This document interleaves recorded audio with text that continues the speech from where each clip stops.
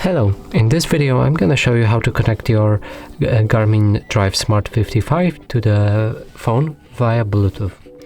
So to do this, first let's set up the navigation. So we need to go to Settings, scroll down and find Wireless Networks and Bluetooth. Make sure that Bluetooth is enabled right here, like that. And from here we need to go to the phone, unlock it,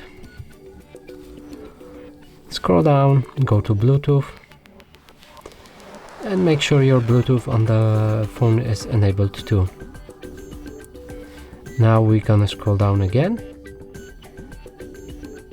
search for available devices and find our Garmin device.